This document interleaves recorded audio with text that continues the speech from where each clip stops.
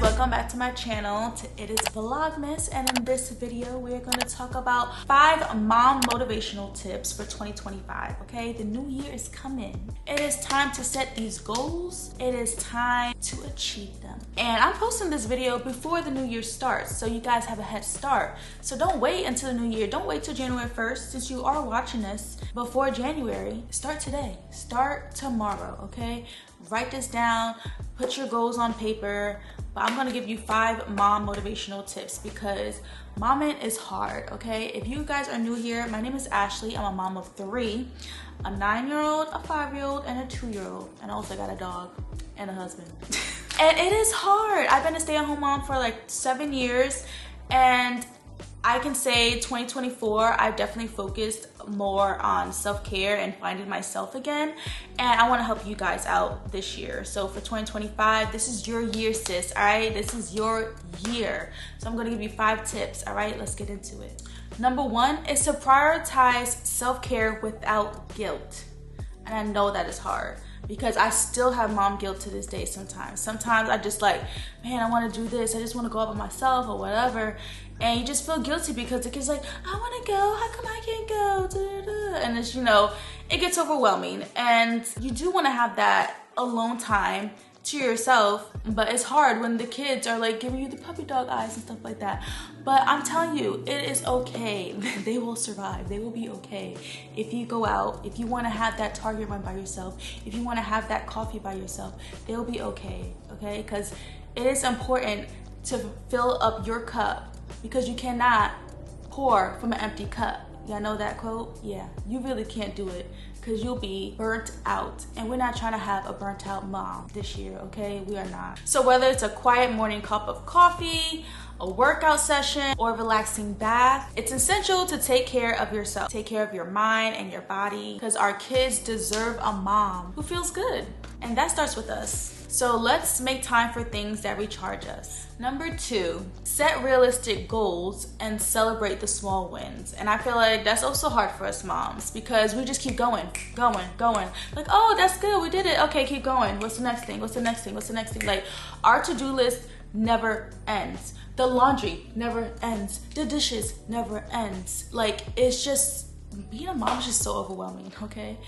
And we need to really start taking a step back and to celebrate these small wins. Now, setting big goals is great, but don't forget to break them down into smaller, achievable steps. So whether it's sticking to a new routine or finding time for a new hobby, no win is too small. And we should feel proud of every step forward. So if your goal for this year is to work out, instead of being like, I'm gonna work out Monday to Friday, take a step back.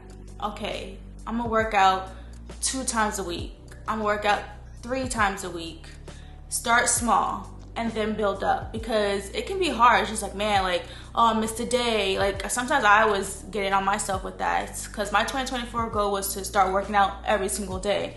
But then I realized, like, I need a break in between. So I started making Wednesdays my rest day for working out. So I work out Monday, Tuesday, Thursday, and Friday. And I don't work out on the weekends. But that's still a win. You still moved your body. It's still great. So don't go big. Keep it small and then build up from there. And we can celebrate the small wins, as in, I made dinner tonight. I didn't do takeout. I did dinner, you know? That's a win. Or you know what? Even if you didn't make dinner, I ordered takeout. That's still a win. My kids are fed. My kids are bathed. My kids are happy.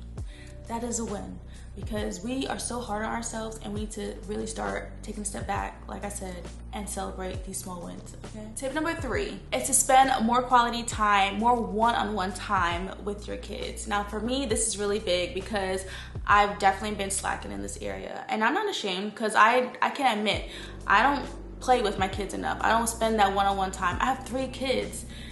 It's definitely difficult, especially when you have a smaller kid, 2-year-old, who wants to be in everything, or they all want to be together, and sometimes they fight. I want to spend time with you, mommy. I don't want him here. I don't want her here, and all this stuff. It is so hard to separate and to give your kids that one-on-one time.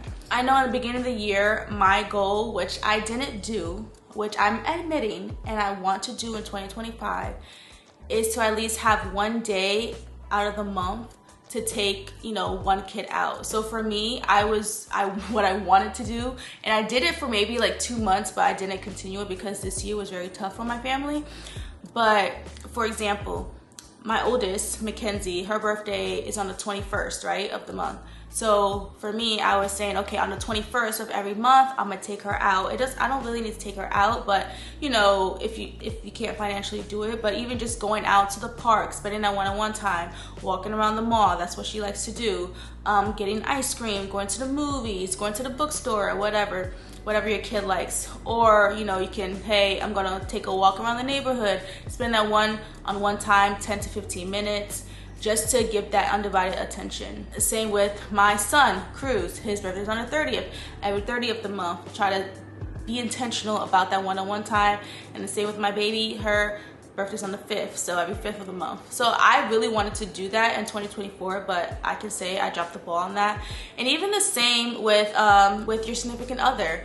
Me and my husband's anniversary is on the 7th, so we try to do a date night every 7th of the month. We did it for a few months, but like I said, this year was a little tough. But I feel like that's a good way to just remember to spend that one-on-one time with your kids or with your significant other, because it really does make a whole difference with their attitude, with their moods. And plus, like, the simple things just makes the best memories. Because I know we have mom guilt for everything. One of the mom guilt is that, oh my gosh, I'm so worried about dishes and laundry that I don't have time to play with my kids, or you know, things like that. Like, the mom guilt is real, but I feel like with remembering these kind of dates for your kids, it'll make you feel better. Tip number 4 is to step out of your comfort zone and build connections. Now, here I am. I'm taking my own advice, okay? I don't get out enough.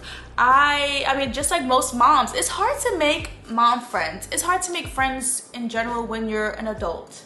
Because, I mean, you hear all these crazy stories, you don't know who to trust. And, you know, sometimes you're like spilling a can of worms, like telling your whole life. You're like, hold on, wait, I didn't mean to say that. I don't trust you like that. Like, it's just so much back and forth. And like with having kids, I feel like as moms, we naturally put up our guard, like trying to protect, like, hold on, who are you? A lot that goes on in our minds. But with this tip, I feel like it's beneficial for us to get out of our comfort zone. So that's like starting a conversation at the park. If you're at the park with kids and you see another mom, just having a conversation. Joining a local mom group, attending a community event. Just putting yourself out there can open doors to new friendships and support systems, because like I said, everybody's going through something and you never know. Just having that connection with somebody, talking to another mom, like, it can make you feel seen. Now, of course, it's gonna feel intimidating at first, but taking that first step is always gonna be worth it. So you're not just doing it for yourself, but you're also creating opportunities for your kids to socialize and grow. So you have play dates and things like that. So let's start being out there. Let's just go out there. Let's stop staying home. Especially for the stay-at-home moms. I know we like to stay home and just do all these chores, but we really need to get out there. We really need to do something for ourselves. So let's do it.